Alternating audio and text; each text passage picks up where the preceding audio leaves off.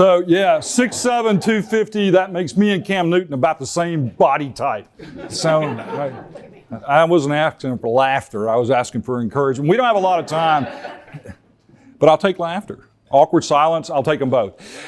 We don't have a lot of time because I know you guys have all got plans and things to do already that you're already thinking about, because my suspicion is your meeting is running a little bit long, right? So let's get down to business. I'd like you to be here now though. Like while you're here, please invest about 15 or 20 minutes with me to think about some things.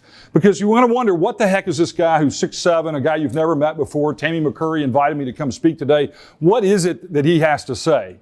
And what I want to talk to you about today is resiliency. Because resiliency is what helps you build productivity in life. And learning to become a more resilient person, leader, salesman, whatever it might be in your role, will make you more productive. And my message is really simple. And frankly, I've never followed somebody who got 2 standing ovations, but David Witt, he set me up perfectly. My message is simple. Take care of yourselves so you can take care of other people. You have a high and holy calling in your roles to influence other people, to help them find their homes of their dreams, to refinance them, to make their financial dreams work better, to make their financial situations work better. Everybody in America needs what you do. So if you're going to bring something, your fullest energy, your fullest productivity, your fullest heart, and we're going to talk about heart later on, then you want to build a base and a foundation of resiliency in your life. Now you're probably wondering, why you should listen to me. I'd be wondering that too, particularly as it's late in the afternoon. You've had a full meal. Some of you are about to doze off. I get it. That was not a joke. I'm not sure. You're wondering, why should you listen to me? Well, first of all, I spent 34 years in the banking business, and I was a CEO and regional exec, and I had to manage and motivate salespeople, and I had to motivate myself to get up every day, and I had to lead people who were different. And I noticed differences in their energy level, in their productivity that were natural, related to the time of year, the time of the week. And I noticed that in myself. I used to be a morning person, not so much anymore, right? So I noticed these things about people. I've got 34 years of experience in motivating those people. I run a small company now that helps organizational development. We do leadership and team building and sales training in companies. And I've done a lot of study about this such that I've written a couple of books about it, right? But the most important thing, the third and really most important thing, is I'm a fellow traveler with you through life. Resiliency is about bouncing back from setbacks. And when we think about setbacks, it's not always a divorce, a bankruptcy, a major health scare. It can be the slow erosion of our own resiliency from frustrating people, from meetings that last too long, from people who are difficult or won't follow instruction, from clients who won't send you their application information. And we can have this slow erosion of things going on in our lives. So when we think about resiliency, we have to think about those everyday things that are going on in our families, in our workplace, in our communities. It's a real challenge. Now, I'm supposed to tell you more about resiliency and how to build a foundation for that. But I have to tell you, I feel a little bit like Liz Taylor's 7th husband on their wedding night. I know what I'm supposed to do. I'm just not sure how to make it interesting. So today, I'm here for you, but I have to tell you a little bit about me, because I have to tell you, if you'll just bear with me a minute. 2017, September, I had just bought a house, and I was over there. I'd been living in an apartment. I wanted to go do man stuff. I wanted to go cut my grass. So I got up, I got my jeans on, I got my work boots on, I went out, I pulled the lawnmower, I cranked it once, I cranked it twice, I cranked it 3 times, the engine roars to life, and my back said, we've done something terribly wrong. I thought, that's not good. I had 2 back surgeries already. I wasn't really interested in the third one, but it was okay. I finished cutting the grass, I got home, and basically the next morning could not get out of bed. I faced what was third MRI that year. I had to go in and have back surgery for the second time on the same disc. It was horrible. The first 2 surgeries I'd had and been back to work within 2 years. 2 weeks, 2 years. I'm resilient. Yes. So listen, 2 years. Within less than a few days. 3 or 4 days. This time 6 weeks. 6 weeks getting up every morning, dragging myself to the bathroom and looking in the mirror and measuring my pain and recovery based on how much profanity I used on that little trip. It wasn't pleasant. And for the first time in my life, I saw why people get addicted to narcotics. They're not bad when you're having a lot of pain, but they're a poor long-term strategy. Bourbon is much better.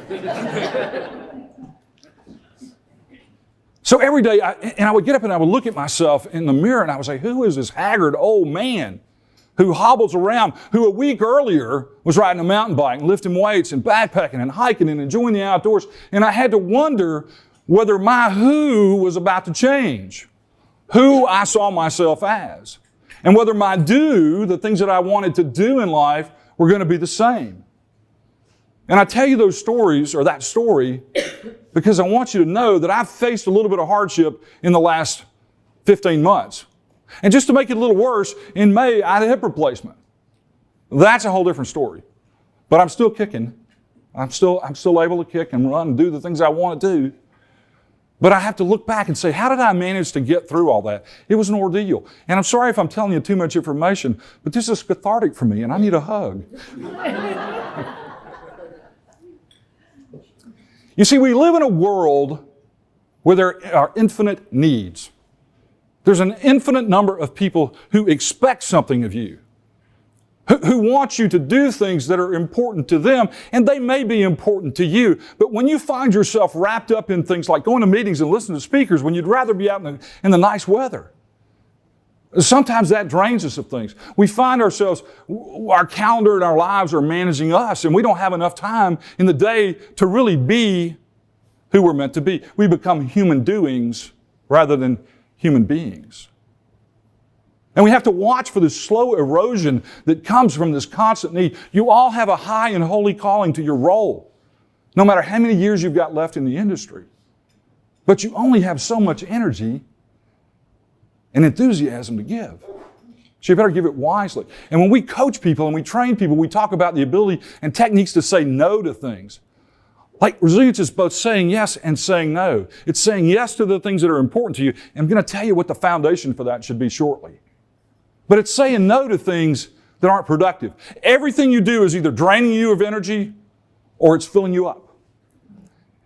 And right now, I hope I'm filling you up and not draining you. So everything you do, every little choice you make in life without realizing it is either filling you up or draining something from you. So what do? How do you meet these needs? We're not all called to be Mother Teresa, right? We're not all called to serve in Calcutta to the sick and dying and the poor. But we're all called to something. And how do you pay attention to what it is that you do? How you do the things in life that are important to you? How do you find them? It's really simple. You pay attention to your heart. You take a minute and you listen for the ticking of the clock. The older I get, the more I hear the ticking of the clock of life. And you listen to your heart and you listen to what's going on in your mind, mentally, physically, spiritually, and emotionally. Those are the foundations of how we coach people and how we talk about resiliency in organizations.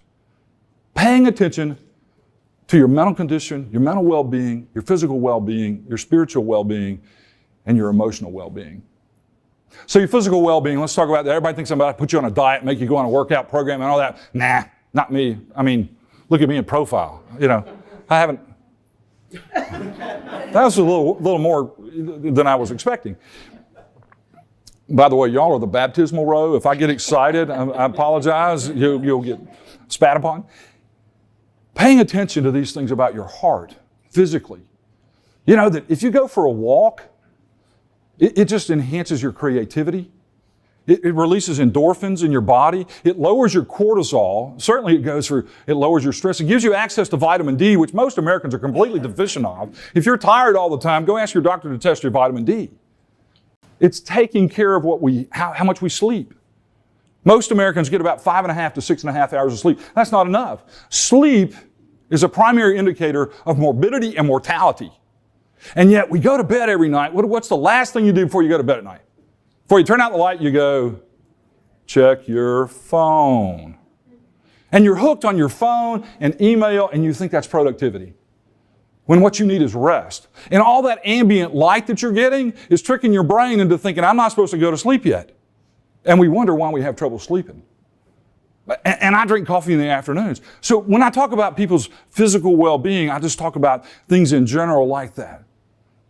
I have to tell you a story this is really important, but physical well-being issue. My uncle got sick several years ago. My aunt took him to the doctor, and he had an examination in her presence.